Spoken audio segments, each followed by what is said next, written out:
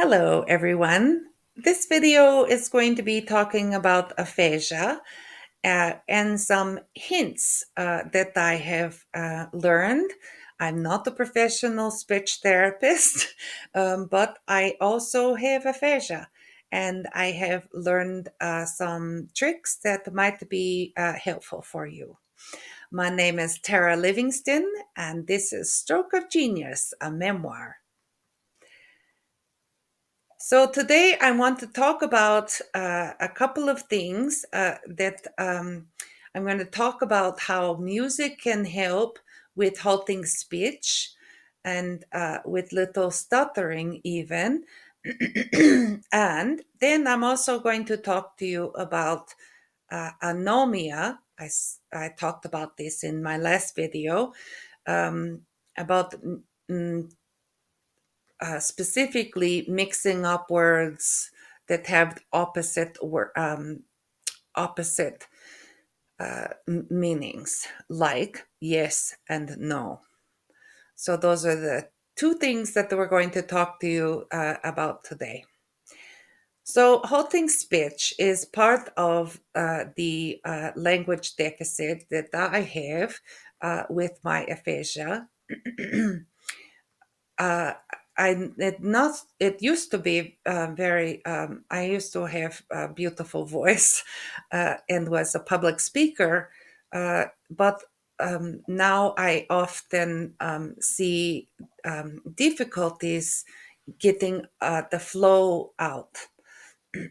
And so it is hesitation in within each having with word.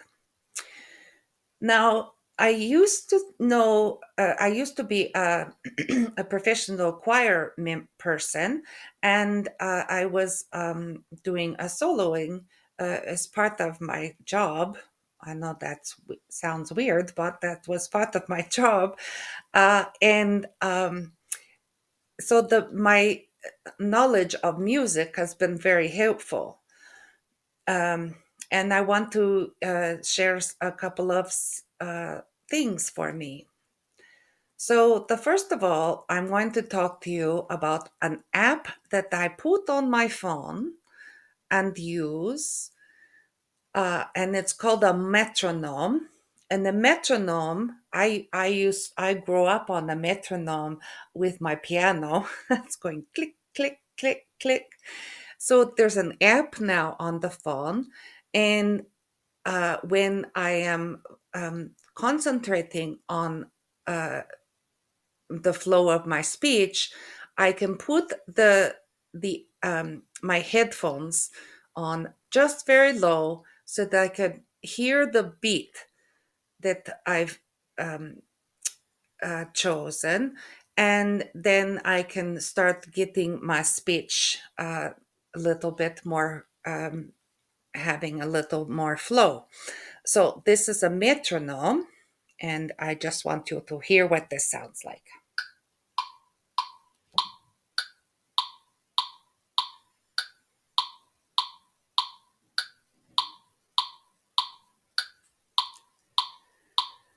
So imagine that you have this sound going through your headphones while you're having a conversation, and then you can start following the beat. Now, if you don't have, once you have started this, and you can have I'm thinking about this as making my physical body part of the healing of what is happening in my brain. So I want the sound of the beat.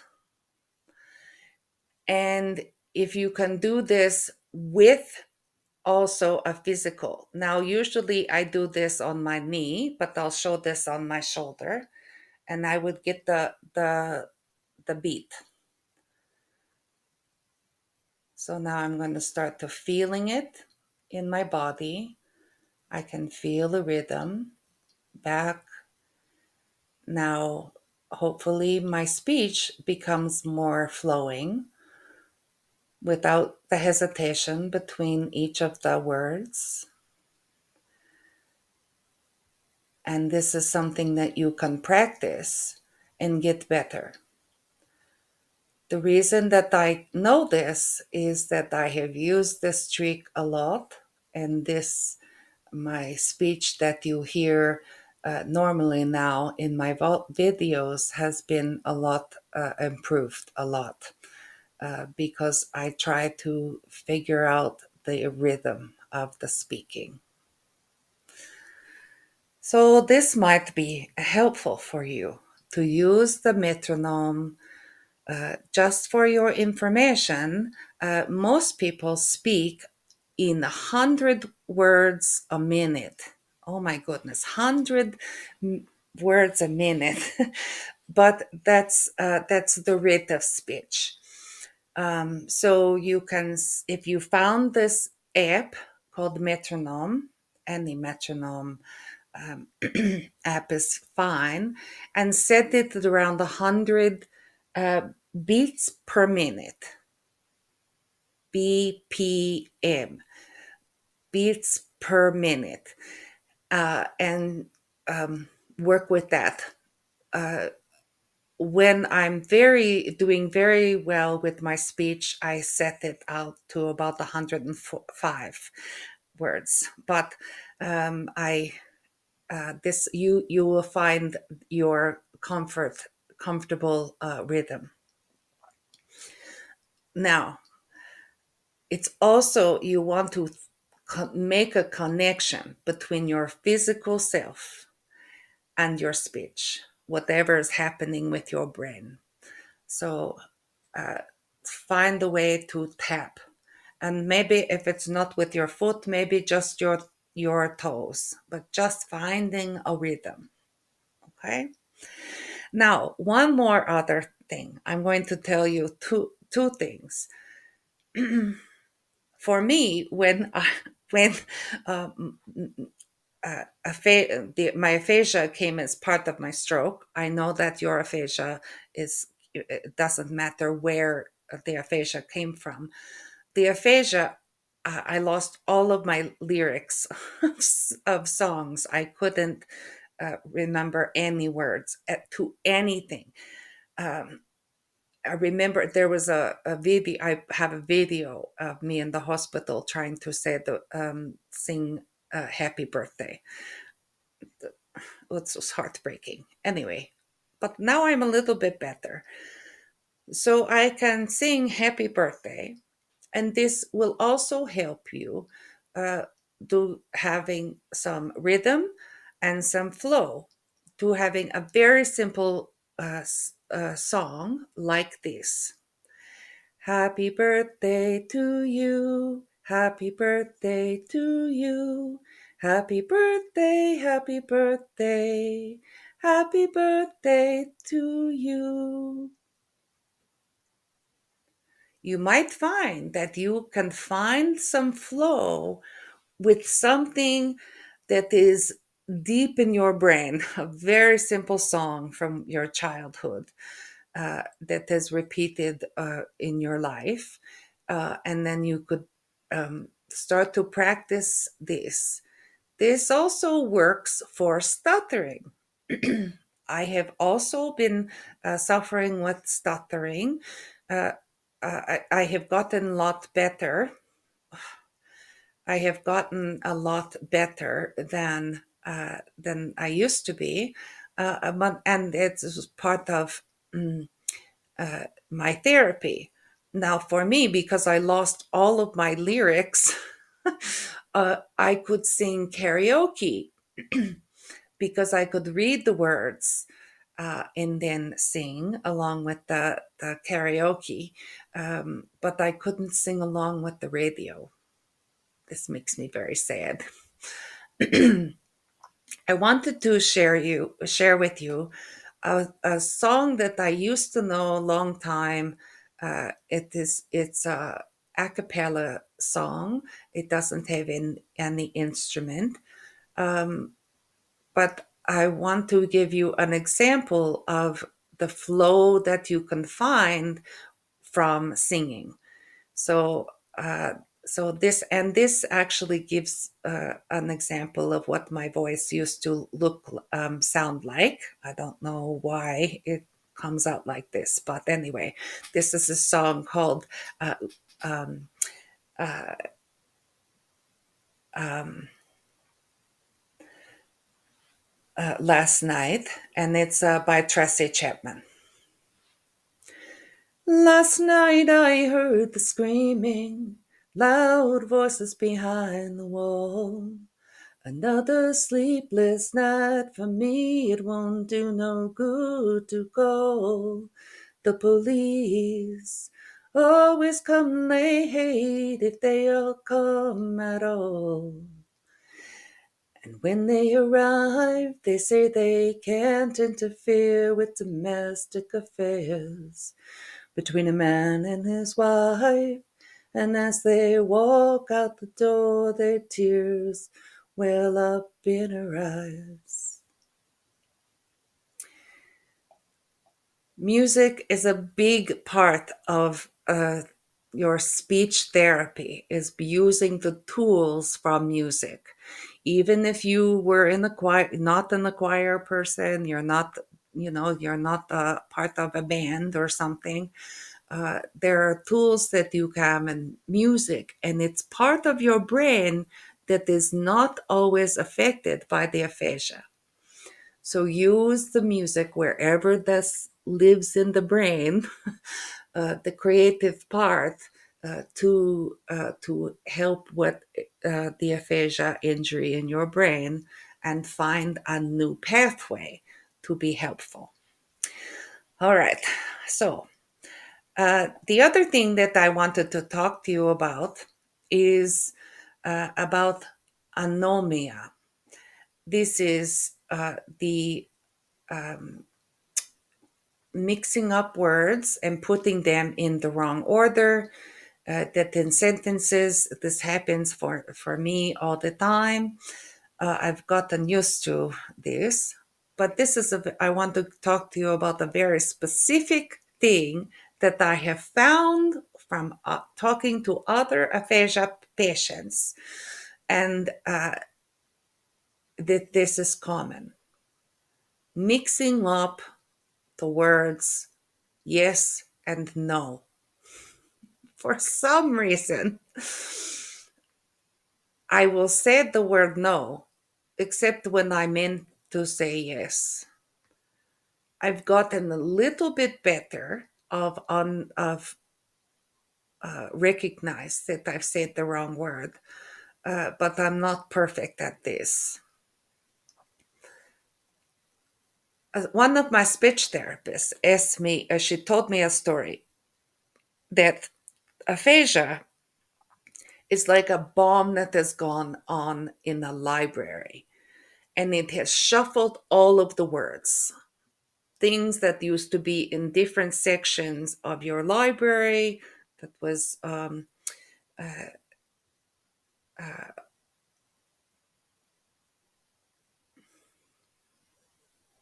organized, it's all been shuffled,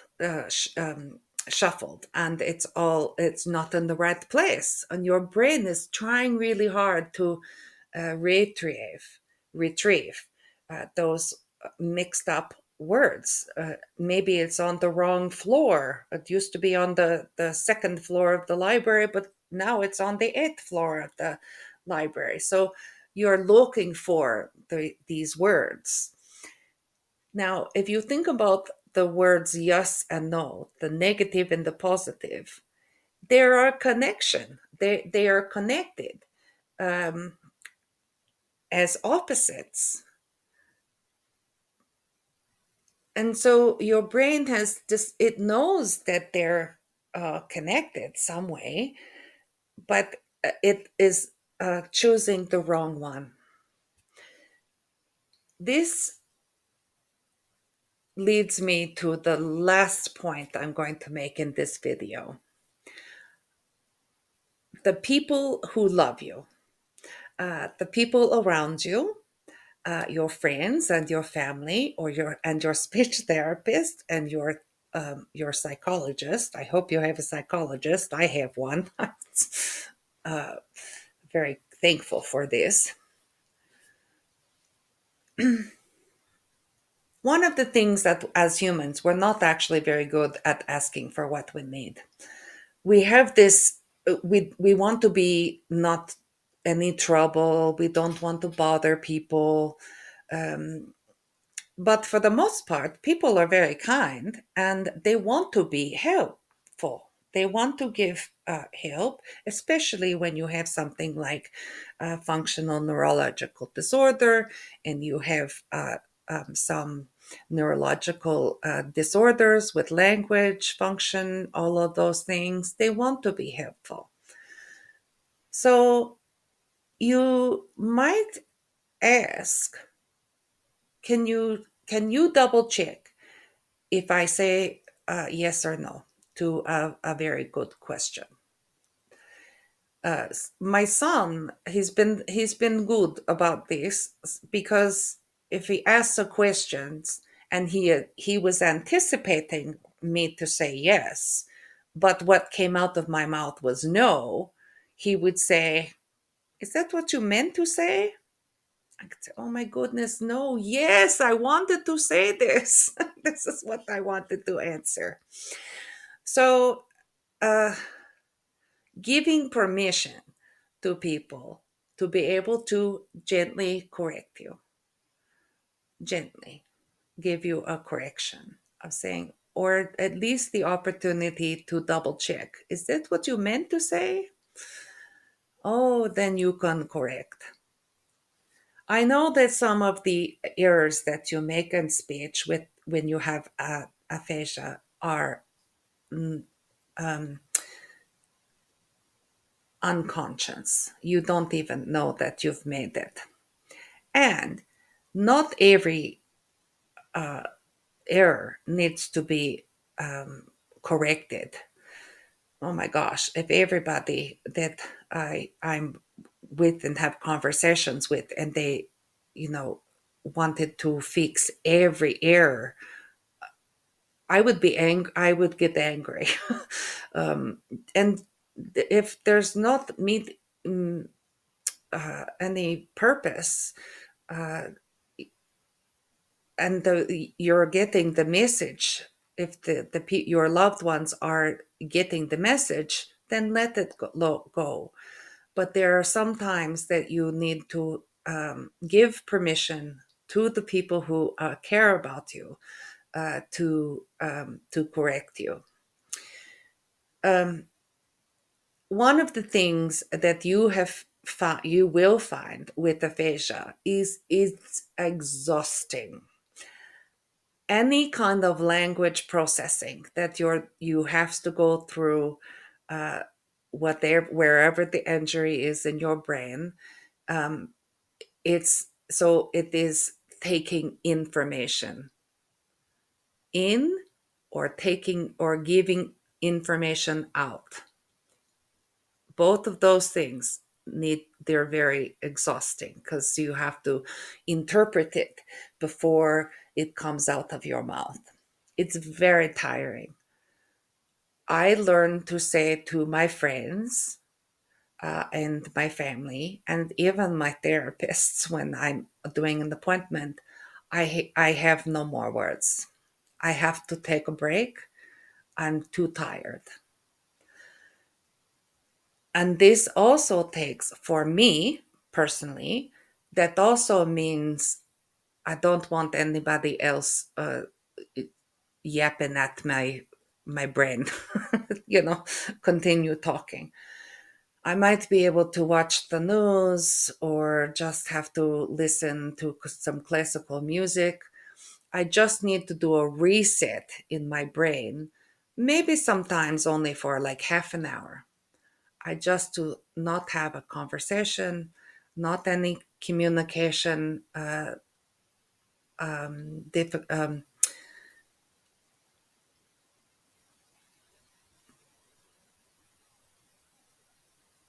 demands made on me uh, for a period of time.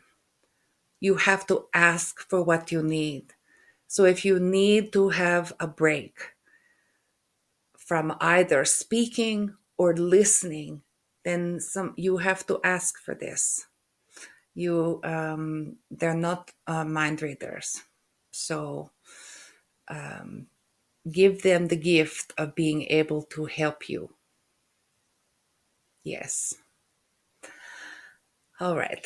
I hope, Phil, that some of these things are helpful for you, especially if you don't have access to a speech therapy. These are my uh, uh, little hints. Use the music. Look for a metronome app. Start using your body to make a rhythm that your speech can start following. Use little songs like this, happy birthday, sing karaoke if that's helpful for you, to find the rhythm of your speech back again. And also ask for what you need. And sometimes you need clarification of what you've said, and or sometimes you need to ask for a break. So blessings on your journey. Again, my name is Tara Livingston, and this is Stroke of Genius, a memoir. Bye.